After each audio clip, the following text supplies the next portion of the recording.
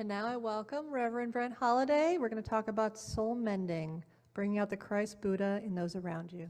I was going to start with some breathing, but you beat me to it, so I'll skip that part. I'm very glad. You have no idea how glad I am to be here this morning. I'm part of the Buddhist temple that meets here in the back. My name is Brent Holiday.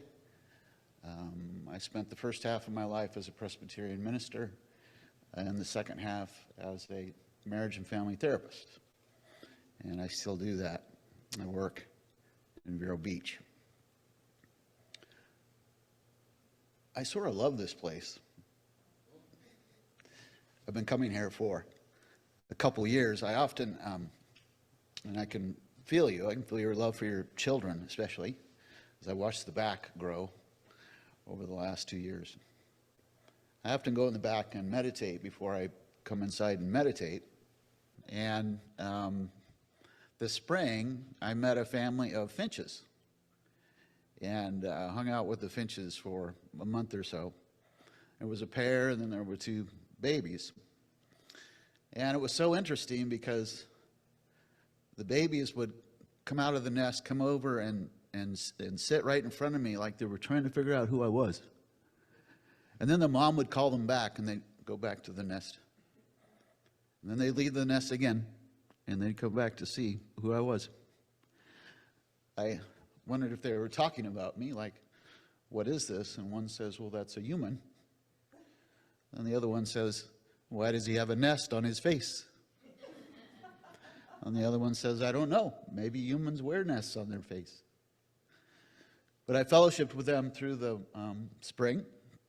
And then one day I went out, and they were no longer there. And I suspect I will do that again next spring. My title this morning for my sermon is Soul Mending. And I'm going to go at that. It's sort of a backwards way. My case is that we do the best soul mending when we see ourselves in someone else, and we see them in us. That we do our best work out of interconnection. And that's what I want to talk about this morning. I want to talk about interconnection or inner being or unity. And what that is, that shared experience we find with each other and with others and even with nature. It's a hard sermon, it's a hard concept to talk about because unity and interconnectedness with other people is not something you know. In a way, I'm talking about what I don't know. It's really about experience. Until you have that experience of realizing you're connected to another person, you don't understand connectedness. And then you do, and you find that you've always been connected, but you just didn't know that you were connected. It was there, but you didn't know.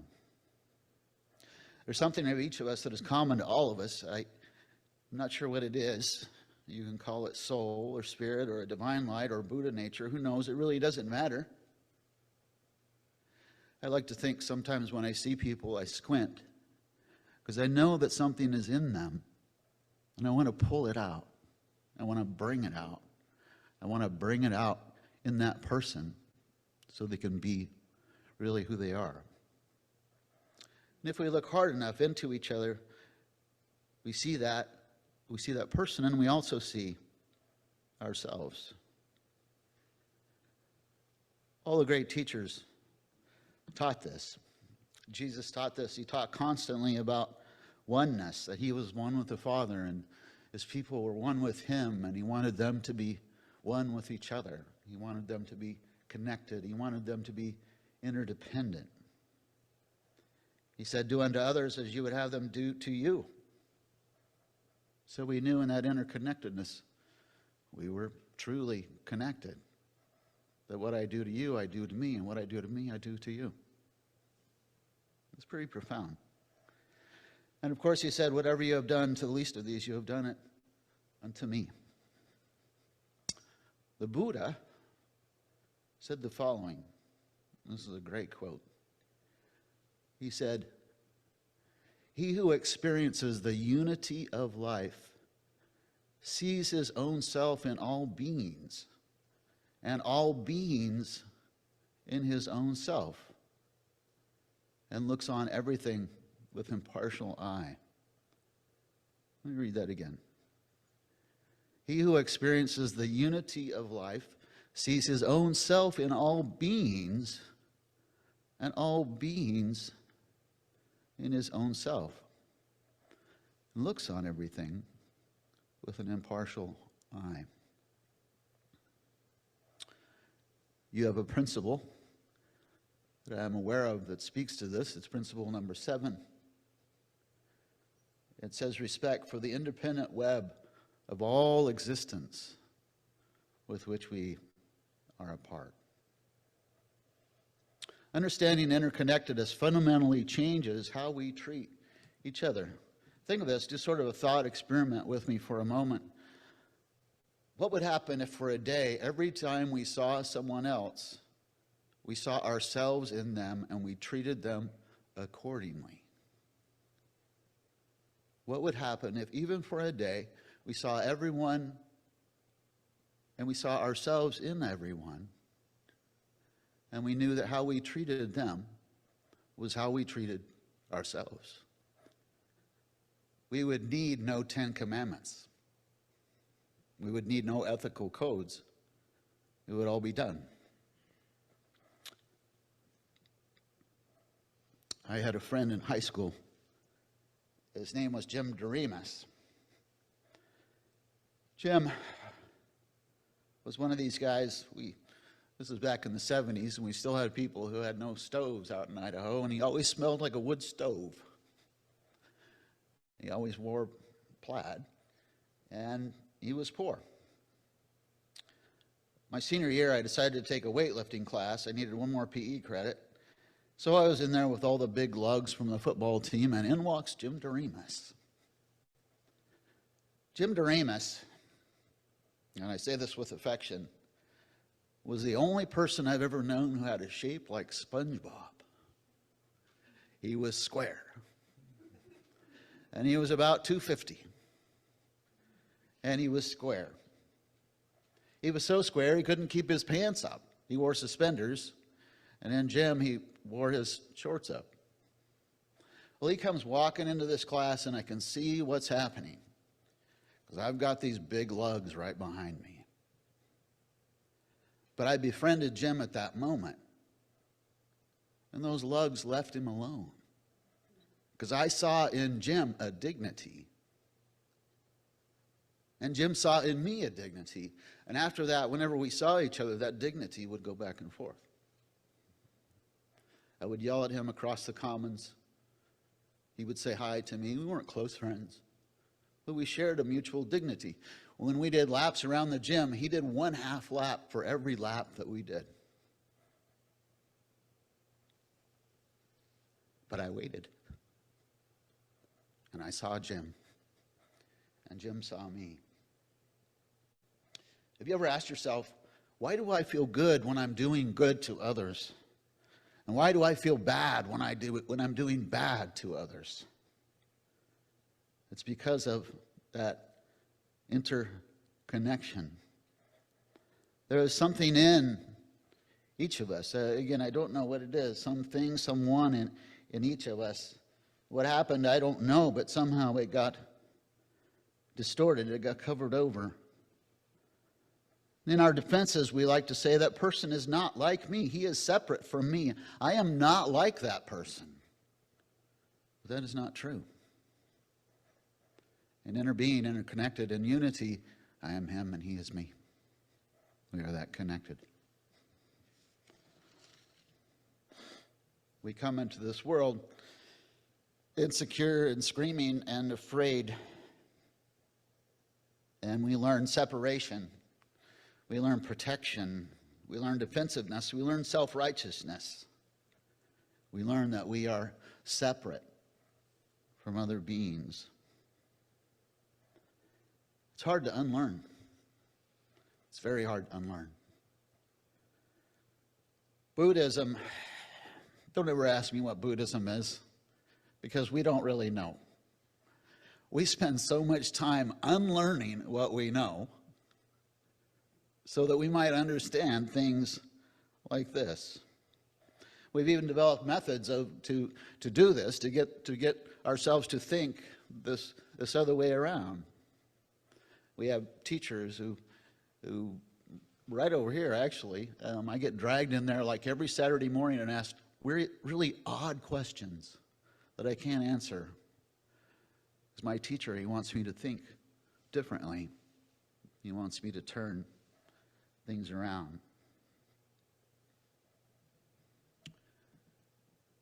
We receive teachings called koans, and they're sort of like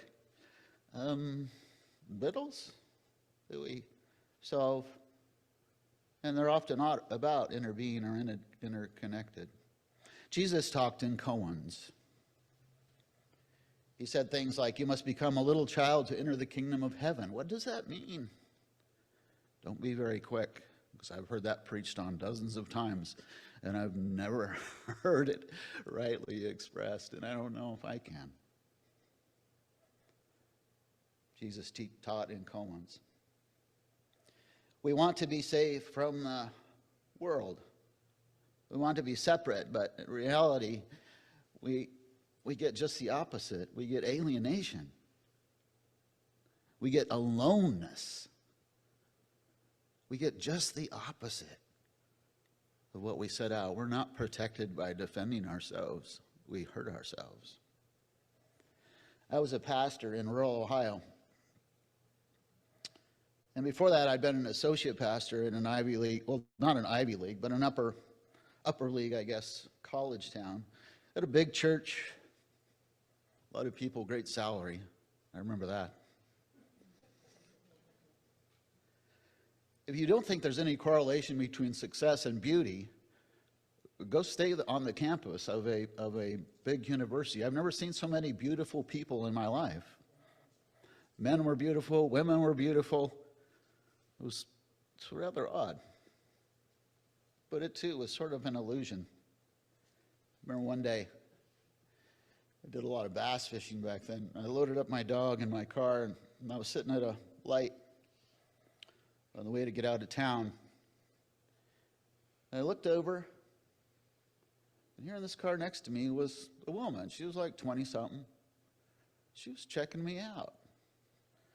And I'm like mid-30s about now, and I'm going, yeah, I still got it. And then I realized she was looking at my dog. I was deluded, as we say. That was sort of men reach this demarcation period where women are no longer to be sought after. They all become our daughters. And that was the time of demarcation for me. My next pastorate was just the opposite. My next pastorate was in rural Ohio. And it was the opposite of where I came from. People were poor, uneducated. I once stood in line at the post office and saw a man sign his name with an X. I remember pulling up to the church building, and again, I'd come from a very nice situation, and this building was a huge aluminum building on a hill, and I said, I have come to a mobile home. And I struggled with that first year with people who weren't uneducated, with the worship team, honestly, was so bad. I would sit there and pray through the worship so then I could preach. But over time, I developed something with these people. I developed a connection. And I found that they were like me and I was like them. And all that pride and that vanity left me. All that pride and that vanity left me. I remember a guy named John. I still don't know how this happened. I got a call in the middle of the night, as pastors get, and I drove through the snow up to the hospital. And I sat with this guy. I can't even remember if I said anything. I probably prayed with him. I don't know. But he changed. His wife loved me. She says, I don't know if he was born again or what exactly happened to the guy. But one connection changed a life. So what does this mean to be interdependent? How do we interconnected? How do we break it down? How do we break ourselves down so we can reach into other people and heal and bring healing and bring connection? I got 4 or 5 points here. The first point is quit whatever you're doing. Because at least 50% of what we're doing is not worth doing. And open up some space in your life. As a therapist, I find, unfortunately, this is a commonality as well with my clients, I guess, is that we spend a lot of time rearranging the world so we will be happy, and rearranging people so we will be happy. Think of how insane that is. But you will manage the world in such a way that you will be happy. Probably 50% of what we do is, quite honestly, not worth doing. It's just busyness. We don't like stillness. Which is my second point. Create a practice of stillness and space in your head. You will not explode. If you become still, you will not explode. I often do an exercise with clients. I'll say, okay, if I gave you a lawn chair today and you went out to the beach and you sat there, could you sit for an hour and just stare at the ocean? Many of them break out in fear, not able to do that. So I don't do it maliciously. I want to know where they're coming from. The other day, I had someone describe, he gets up, brings coffee, walks around the house, does this, does that, fidgets, does this, does that. And then I said, brother, we should work on your anxiety. And he said, what anxiety? We're anxious and we don't even know. We're separate and we don't even know. Find a place to stop your mind from spinning and get some empty space. It won't kill you. Number 3, do things with no purpose other than it gives you joy and happiness. But make sure it has no real purpose other than that. When I stepped out of the pastorate, I remember this distinctly, standing outside by my pool, and I had nothing to do. And I had this remembrance that I used to do things that made me happy, but I couldn't remember what they were. So I remembered I used to garden. So I'll go down to Lowe's and buy a pot, dirt, some sort of plant, and I stick it in there and I put it out by my pool. In a year, I had like 40, 50 pots in my yard. No purpose. No purpose. Just to make me happy. Just to calm who I am. Fourthly, in the calmness of your mind, accept who you find there, your real self. Quit fighting with yourself. You're not that bad, really. Quit fighting in your head. I often talk to people about resistance, because the nature of resistance is resistance creates resistance. If I swing at Max over there and I knock him to the ground and he doesn't get up and swing back at me, unless I'm a sociopath, I won't hit him again. Resistance begets resistance. So oddly, if you find that place of stillness and you quit fighting with the thoughts in your mind, they'll get less and less. And they'll go away. Quit fighting with your identity. You're not going to change it resisting it. Quit fighting. Resistance creates resistance. My Buddhist teacher knows that I'm not myself. And when he knows I'm not being myself, he likes pokes me and he challenges me. I'm a crier. So he oddly can like see my tension build up and he will poke me until I cry. He's always saying, be you. Just be you. You is enough. You is enough. I have this thing for homeless people. I had an experience once where I can't describe it, where I realized that unity with a homeless person.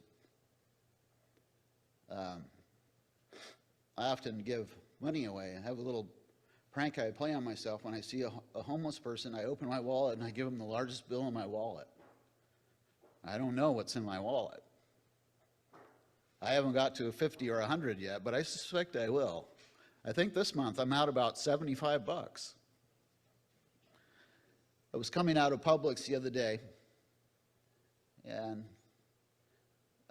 I hit a pet peeve first. I'll tell you. The pet peeve was when the checker asks, it doesn't matter, would you like to donate food to the hungry or whatever, and the person says, not today.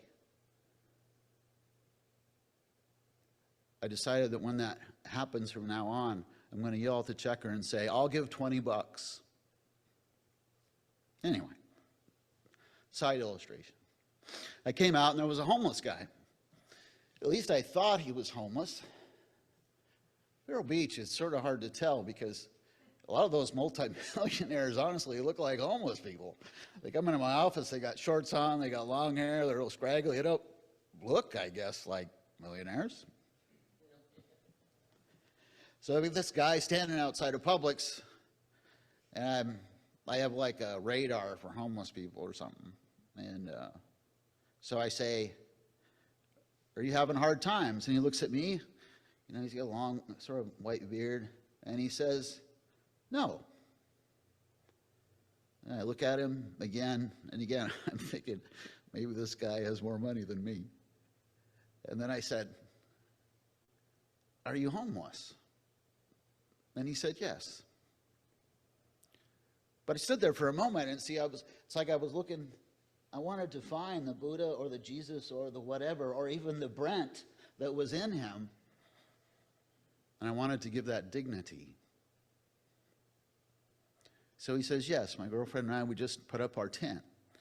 And I opened my wallet, gave him a 20, wished him well. But I saw dignity in him. I saw myself in him, and I saw him in me. Their degree of separation was completely insignificant. We want to realize our interconnection so we can pull out the Christ, pull out the Buddha that we see in each other. One last illustration, and I'll let you go. When I was 16, somebody rescued me from the foster system. I was about ready to go into the foster system. This woman knew me. Rather than go in the system, she intervened with the courts, and I lived there for 2 years. Her name was Eloise. Eloise saw something. She didn't know I was going to be a minister. She didn't know I was going to marry and have 3 kids. She didn't know this. She didn't know anything about me. But she saw in me. What I want to tell you about Eloise is not about me, though, it's about her.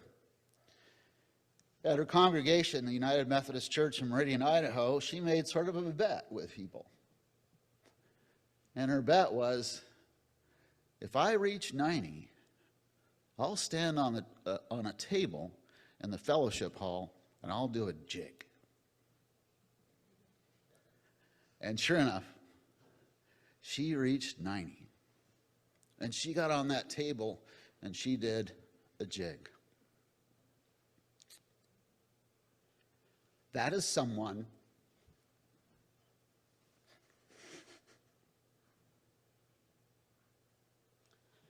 who spent their life seeing the Buddha and seeing the Christ in other people. And that's why she was so happy. When I hit 90, I want to be her. I want to dance. I want to be so free. I want to feel so good and so free. Looking back at the people I've helped and they've helped me and all the people that have loved me, Buddhists, Christians, Muslims, whoever. And I want to dance. And that's what I'm going to do. When I hit 90, I'm going to dance. Thank you.